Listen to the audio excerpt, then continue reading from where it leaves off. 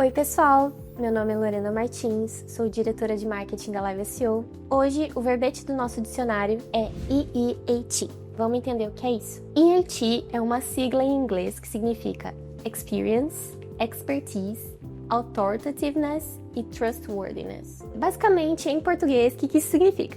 Experiência, especialização, autoridade e confiabilidade. Essa sigla nomeia um conjunto de critérios usado pelo Google para avaliar a qualidade e a autoridade do conteúdo feito por um autor na web. Esses critérios são muito importantes se você deseja ranquear conteúdos, especialmente os mais complexos, que fazem parte de um grupo específico que tratam de saúde ou dinheiro das pessoas, que são temas bastante relevantes e muito delicados. Como que surgiu esse conceito?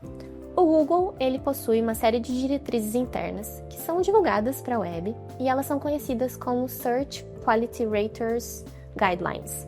Inclusive, o link para esse material completo, direto do Google, está inserido aqui na descrição do nosso conteúdo. O conceito foi colocado nessas guidelines pela primeira vez em 2014 e naquela época havia só 3 letrinhas na sigla EAT, e seriam esses elementos de autoridade que tanto avaliadores humanos que trabalham para Google quanto algoritmos usariam para avaliar a qualidade dos conteúdos. Em 2022, essas guidelines foram atualizadas e foi inserido um segundo E, o E de Experience, para enfatizar a importância de conteúdo checado em primeira mão, né? Experience, aquele autor que viveu aquele assunto, aquele tema de forma direta e produzir um conteúdo original a respeito daquilo. Vamos entender como que o EAT é aplicado pelo Google de forma direta, operacional. Ponto 1, né? O EAT é aplicado por avaliadores humanos.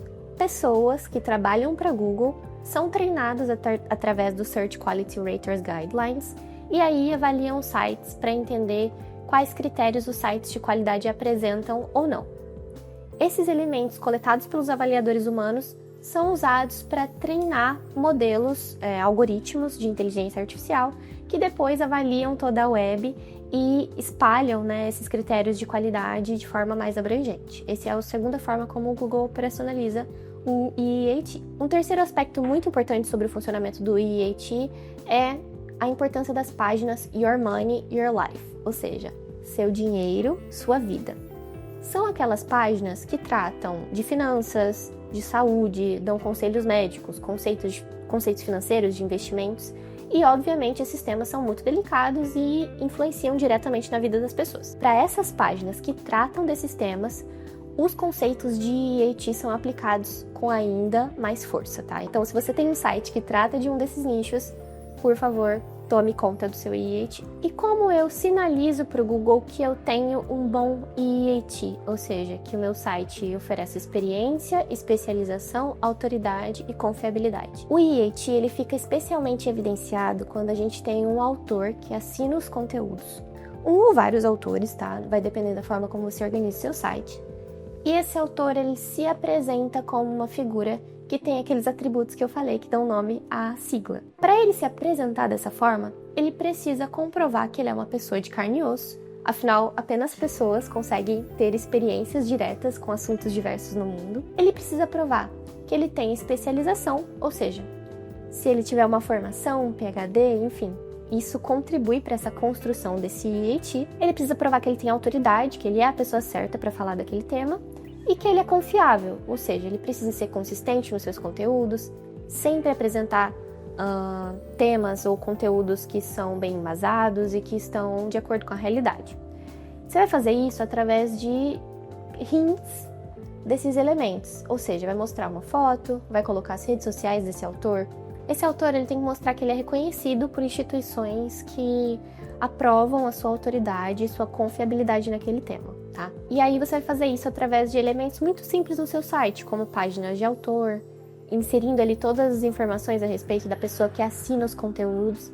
Tu vai fazer de uma forma mais abrangente também, então alimentando as redes sociais desse autor, provando que ele está sempre falando com propriedade sobre o tema e também se envolvendo com outras pessoas que são autoridade e que são confiáveis sobre aquele tema. Então, gente, não tem como fingir EAT, tá? Ele tem que ser de verdade. Tem que ser alguém que realmente tem aquele poder de falar sobre aquele assunto. Vamos desvendar agora alguns mitos sobre o EAT. Mito 1. O IAT é um fator de ranqueamento simples que eu posso melhorar colocando um plugin. Não, o IAT é algo complexo que deve ser construído de forma genuína e não adianta fingir, tá? Você precisa trabalhar esses elementos de forma consistente e sem subterfúgios, é direto. Você precisa construir de fato aquela autoridade, se especializar naquele assunto do qual você quer tratar. Mito 2. Se eu tenho um PhD, eu vou ranquear em qualquer conteúdo que eu fizer sobre o meu nicho. Não é uma bala de prata, isso nem sempre funciona.